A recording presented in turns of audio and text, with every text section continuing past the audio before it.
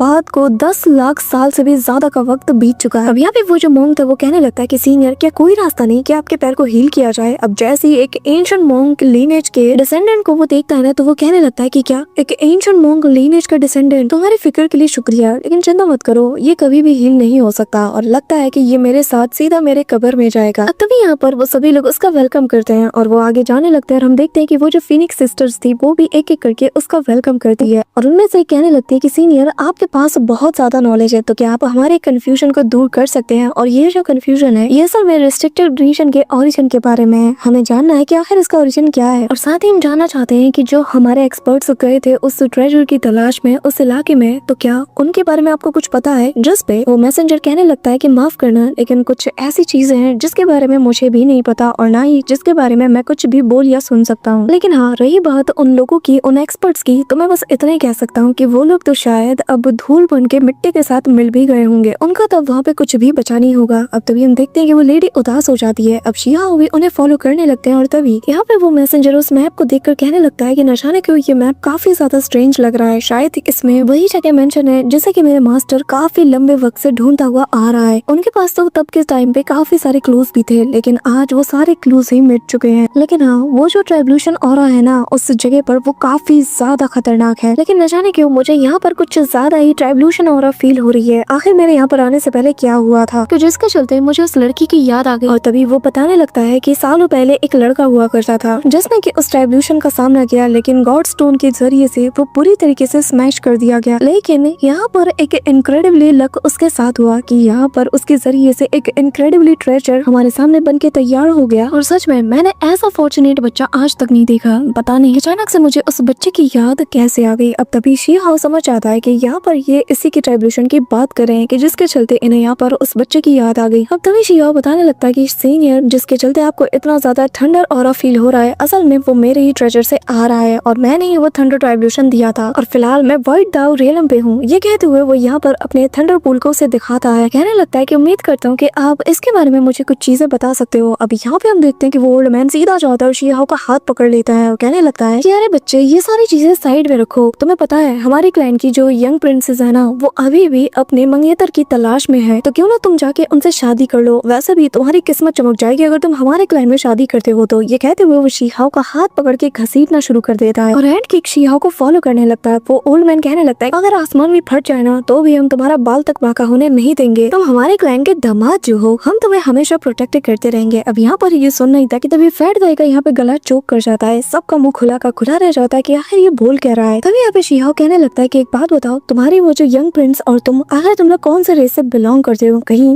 वो भी इसकी तरह एक बहुत बड़ी सी चिकन तो नहीं? सुनकर यहाँ पर सभी की हंसी छूट जाती है और तभी फैट गाय मौके पे चौका मारने आ जाता है और अपना इंट्रोडक्शन देते हुए कहने लगता है कि वैसे ये तो ना, ये शादीशुदा है, आप मुझे चूज कर सकते हो। मैं कवारा हूँ, कुड़ियों का मारा हूँ, तो मेरे बारे में आपका क्या ख्याल है? और हाँ, आपको मेरी सेफ्टी के बारे में ज्यादा सोचने की जरूरत नहीं है, बस मुझे मरने मत देना, मेरे लिए वही इनफ है। ये सुन के रैबिट गर्ल कहने लगती है कि फैट गाय, तुम्हें अपने मुंह को लगाम देना चाहिए, आखिर तुम बोल क्या रहे हो? जिसपे वो कहने लगता है कि यार तुम नहीं समझोगे, मुझे कुंवारा नहीं मरना। तभी यहाँ पे वो जो मैसेंजर है वो शिहाओ से कहने लगता है कि जरा गौर से सोचो, मेरा ये ऑफर बुरा भी नहीं है, तुम्हारे लिए तो यार फायदा ही फायदा है। यहाँ तक कि तुम इस थंडर पूल को हमारे मास्टर को भी एज अ गिफ्ट के तौर पे दे सकते हो। जिसम का शिहाओ कहने लगता है कि है, मैं पागल नजर आता हूँ क्या? मैं ऐसा कुछ नहीं करने वाला। इससे अच्छा कि इसके अंदर जो ड्रैगन्स है मैं उन्हें उबाल कर उनका सूप बना के ना पी जाऊँ। ये कहते हुए शिहाओ अपना थंडर पूल उससे छीन लेता है, जिसपे वो ओल्ड मैन कहने लगता है कि खबरदार, अगर तुमने ऐसा कुछ करने का सोचा, मैं तुम्हें मार मार के ना तुम्हारा भरता बना दूंगा अगर तुमने उन ड्रैगन्स को कुछ भी किया। और तभी यहाँ पर उस मैसेंजर की नजर यहाँ पर उसी स्टोन पे जाती है और वो सीधा उसके सामने जाके अपीयर होता है और कहने लगता है कि है, तुम लोगों को ये चीज कहाँ से मिली बताओ? ये तो वही स्टोन है जिसके बारे में हम सदियों से तलाश कर रहे थे। So that's it for today guys. I hope कि तुम सबको आज की वीडियो काफी ज्यादा पसंद आई होगी। अगर हाँ तो वीडियो को लाइक करना, चैनल पर नए हो तो सब्सक्राइब करना। तो मिलते हैं नेक्स्ट वीडियो में, तब तक के लिए